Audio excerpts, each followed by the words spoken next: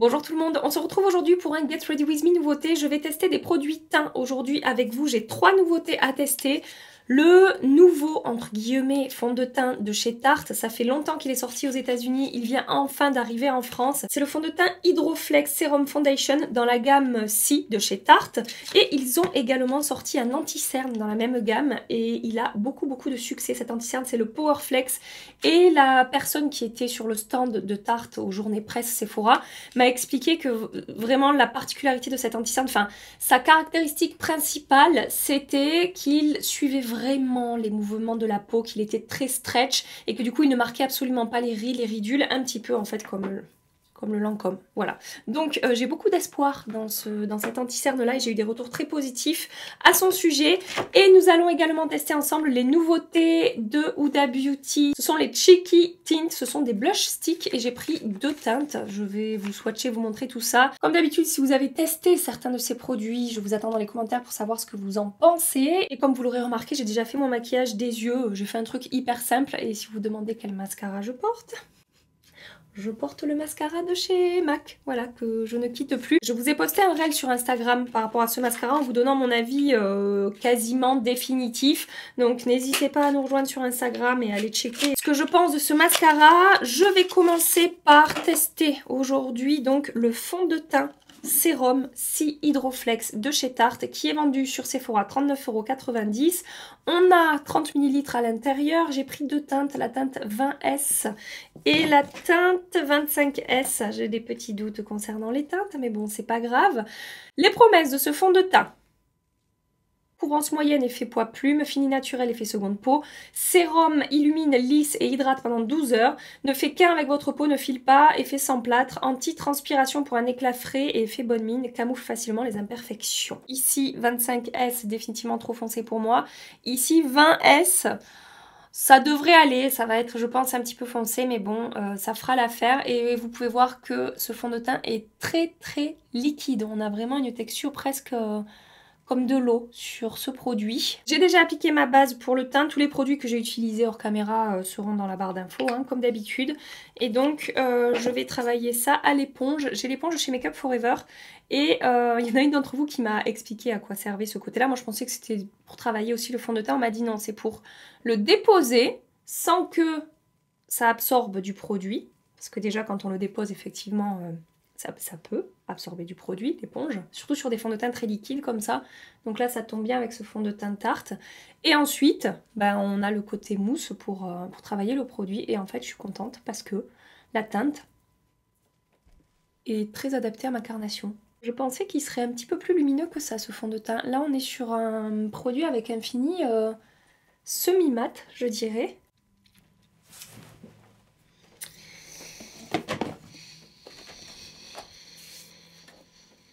Ça ne commence pas très bien, pour tout vous dire. Maintenant, ça me fait des morceaux et tout. C'est tout marqué autour de ma bouche. Attendez, je vais vous zoomer là. Bon, je suis en train d'essayer de faire fusionner le fond de teint avec ma peau, mais c'est compliqué là. On va recommencer.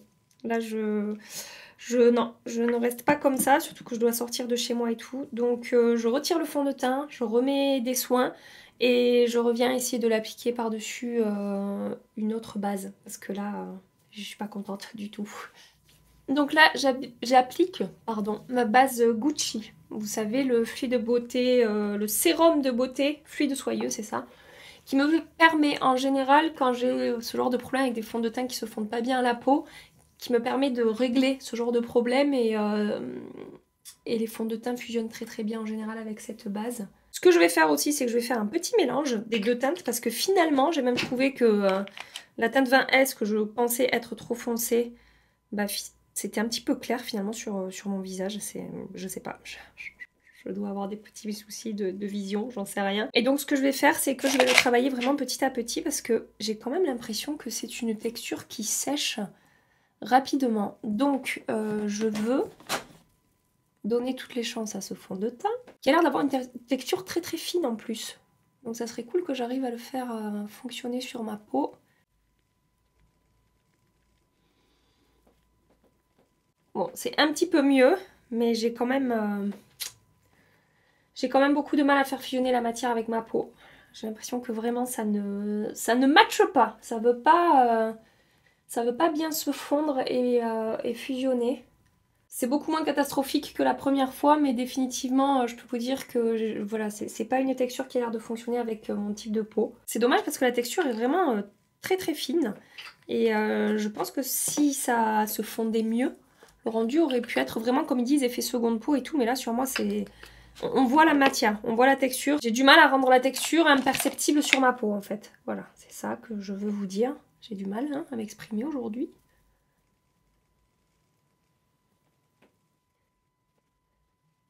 Bon, après moult tapotage sur mon visage, je l'ai coupé, mais ça fait probablement 7 ou 8 minutes que je me tamponne la face comme ça pour essayer de faire fusionner le fond de teint avec ma peau. Ça va mieux, j'ai réussi à le faire fusionner, mais ça a été la galère. J'ai un petit effet de matière ici dans mes pores, vous savez quand ça fait des points blancs dans les pores, j'ai eu du mal à l'enlever de ce côté j'ai à peu près réussi. Après la texture est très fine, on a un fini semi-mat, une couvrance... je dirais moyenne, légère à moyenne modulable. Ça a quand même bien unifié mon teint. Mais je suis pas hyper fan du rendu. C'est pas parfait partout. Ça n'a pas super bien fusionné avec ma peau. Après, je peux sortir comme ça. Là, franchement, ça va. J'ai eu un petit peu de mal à le faire accrocher sur mon menton aussi. Ça adhère pas bien sur cette zone-là. J'arrive pas à le faire accrocher sur mon nez. Regardez, j'ai le bout du nez rouge. Bon bref, écoutez, je rattraperai ça avec un peu d'anti-cerne, tant pis. Je suis pas convaincue par le résultat. Je passe maintenant à l'anti-cerne. Alors l'anti-cerne de la même gamme, j'espère que ça va se passer un petit peu mieux. C'est le Powerflex, toujours dans la gamme Tarte C, antioxydant concealer. 15 teintes, 27 € sur le site de Sephora. Une couvrance totale, puissante mais confortable, fini mat naturel. Effet crème, hydratation 24 heures, waterproof. Bon, les promesses sont vraiment très intéressantes. J'ai la teinte 20S et la teinte... Qu'est-ce que j'ai fait? J'ai fait pareil, non, que le fond de teint, je crois. Ah non, j'ai pris la teinte 25N pour l'anti-cerne et 20S. Alors, petit swatch si jamais vous voulez voir à quoi ça ressemble. Gros embout mousse. Ici 25N et ici 20S. Voilà pour ces deux teintes. Je vais commencer par appliquer le 20S. Je vais peut-être le mélanger un petit peu. C'est compliqué les teintes sur internet. Je le mélange un petit peu avec le 25N et je vais travailler ça à l'éponge.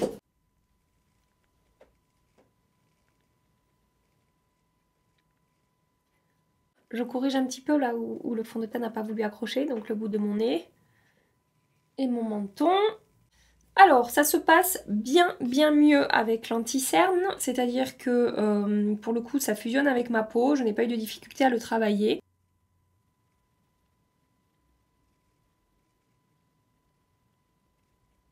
Ça s'est bien passé également de ce côté-là pour l'anti-cerne, il a bien fusionné avec ma peau. Pour l'instant, mon contour de l'œil est lissé, ça n'a pas marqué ma peau.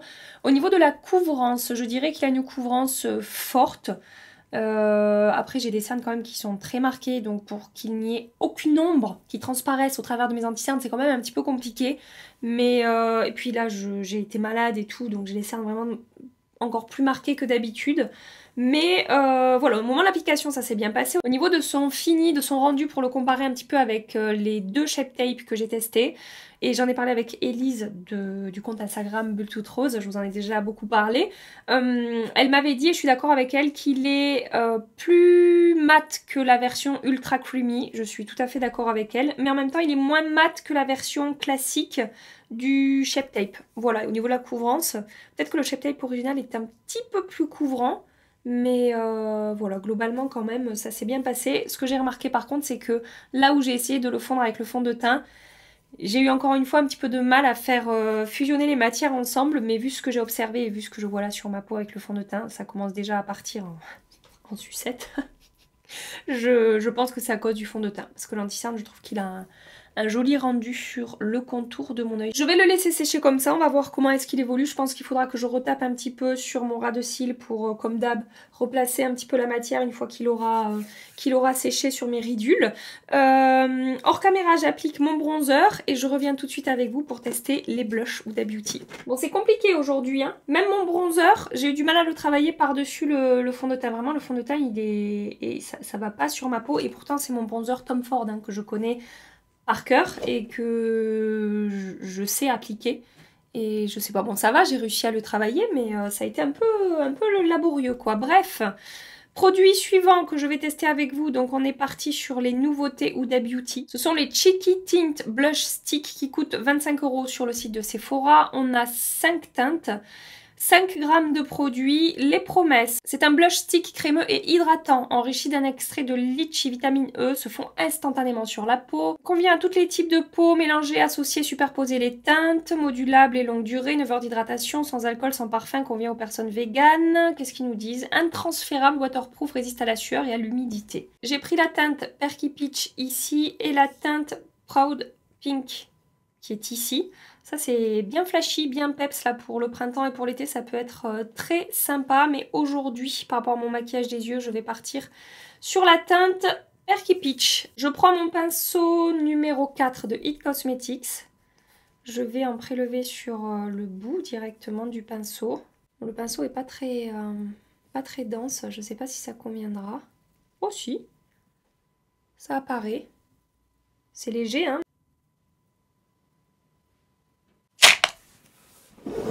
Je vais changer de pinceau. Je suis passée sur le pinceau numéro 7 de It Cosmetics qui est ouais, beaucoup plus dense. Je pense que ça conviendra beaucoup mieux. Voilà. Là, on le voit apparaître, le blush. Bon, le fini est très lumineux. C'est vraiment très glowy. Par contre, c'est facile à appliquer. Ça a bien fusionné avec ma peau.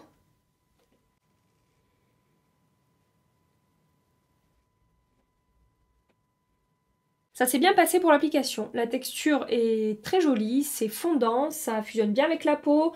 Ça n'a pas déplacé les produits que j'avais appliqués en dessous. Que vous dire d'autre? On a un fini glowy sur ce blush, c'est vraiment un fini lumineux. Pigmentation, je dirais, moyenne.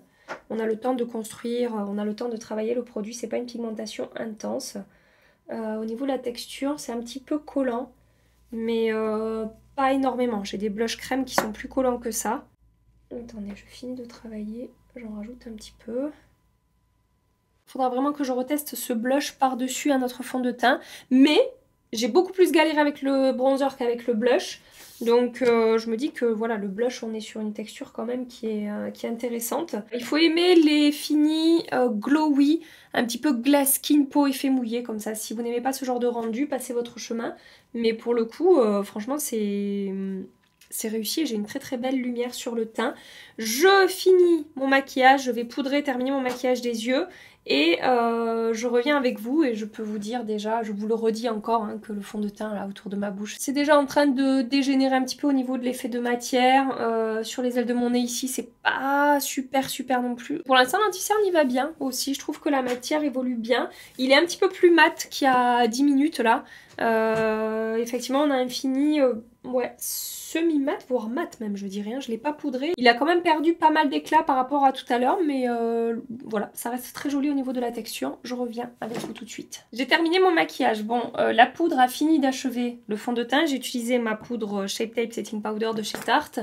J'ai un effet sec autour de la bouche ici, j'ai un effet sec sur les ailes du nez, c'est vraiment pas terrible. Concernant l'anti-cerne, je ne l'ai pas poudré, pour l'instant le rendu ça va. En fin de maquillage, pour le comparer un petit peu au Lancôme que j'adore, le Lancôme est quand même, je trouve, plus fondu à ma peau. C'est joli, j'ai pas de soucis là avec l'anti-cerne, hein, ça fait pas cakey, ça fait pas l'effet de matière.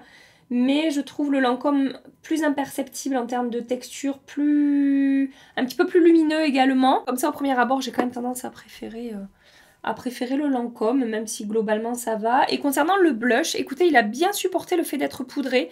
Et j'ai gardé une belle lumière au travers de la poudre en fait. Donc j'aime bien le rendu de ce blush une fois le maquillage terminé. Donc pour l'instant le produit que je préfère c'est le blush suivi de l'anti-cerne qui est quand même, voilà, même si je chipote un petit peu par rapport à l'anti-cerne Lancôme qui est quand même pas mal du tout hein, au niveau de son rendu, je suis quand même contente de ce que j'observe, suivi du fond de teint qui, bon, pour l'instant n'a pas marqué beaucoup de points hein, dans la journée.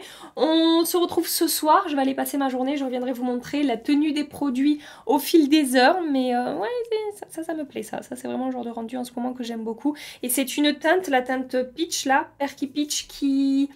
Voilà, qui réveille le teint et qui en même temps apporte un petit côté allé parce qu'on a un côté chaud orangé à l'intérieur qui est plutôt pas mal en termes de teinte et j'aime bien l'assortiment entre mon maquillage des yeux, mon blush et ce que j'ai mis sur les lèvres.